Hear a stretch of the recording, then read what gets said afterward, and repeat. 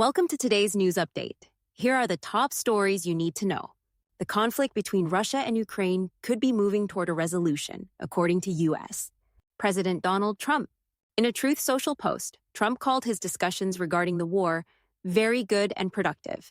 He urged Russian President Vladimir Putin to allow safe passage for Ukrainian troops, describing them as completely surrounded.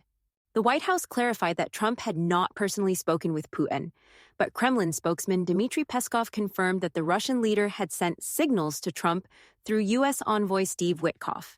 Plans for a direct conversation between Trump and Putin are reportedly under discussion. Trump has pushed for a ceasefire, warning that continued fighting could escalate into a larger global conflict. Meanwhile, Polish President Andrzej Duda has renewed his call for the United States to deploy nuclear weapons in Poland. He argues that this would strengthen security against Russia, particularly after Moscow stationed tactical nuclear weapons in Belarus.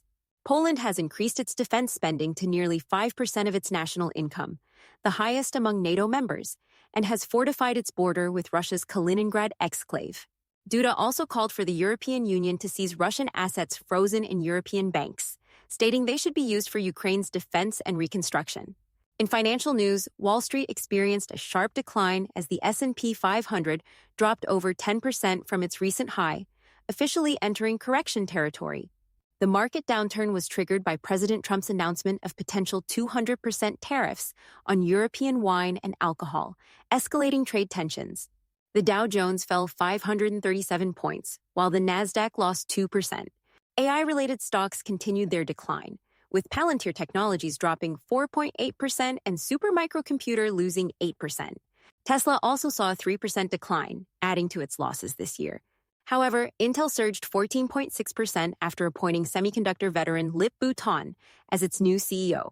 In the Caucasus region, Armenia and Azerbaijan have reached a historic agreement to end nearly 4 decades of conflict over Nagorno-Karabakh.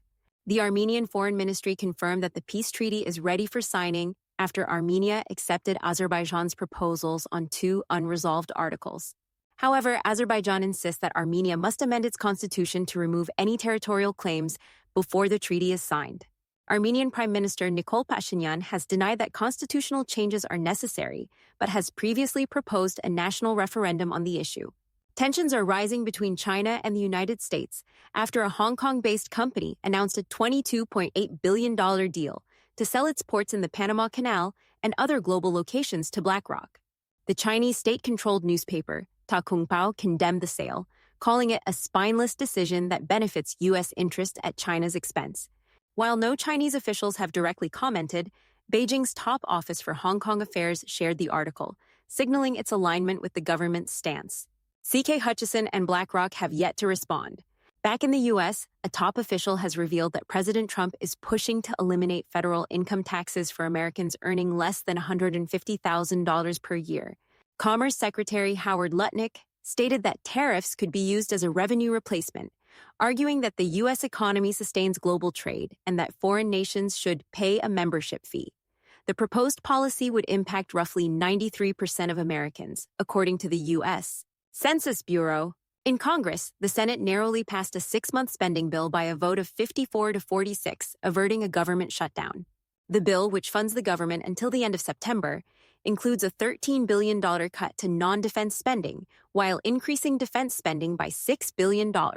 Some Democrats and progressive groups criticized the bill for lacking key priorities, calling it a blank check for Trump's administration. At the Department of Justice, President Trump praised Judge Aileen Cannon for dismissing his classified documents case, asserting that no federal prosecution applies to sitting presidents. He also attacked media outlets, including CNN and the New York Times, calling their coverage totally illegal. CNN's Jake Tapper described Trump's remarks as norm-shattering and politically charged.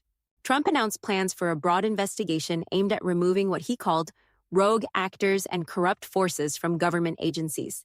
In space news, NASA successfully launched replacement astronauts to the International Space Station following technical delays. The new crew includes NASA's Anne McClain and Nicole Ayers, Japan's Takuya Onishi, and Russia's Kirill Peskov. Their arrival is expected late Saturday night, ensuring a smooth transition of duties aboard the station. At the South by Southwest Festival, Representative Jasmine Crockett highlighted the importance of undocumented immigrants in the workforce.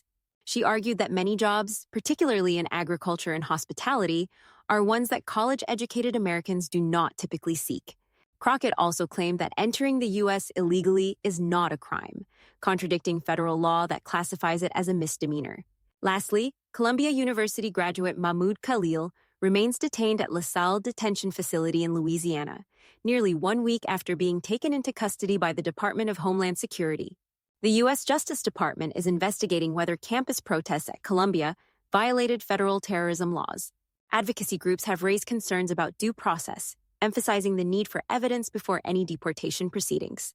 Khalil is expected to remain in detention until at least March 17. That's all for tonight's news update. Thank you for joining us. We'll continue to monitor these stories and bring you the latest developments. Stay safe, stay informed, and have a good night. If you enjoyed this video, don't forget to hit the like button, share it with your friends, and subscribe to the channel. And don't forget to turn on the notification bell so you never miss an update.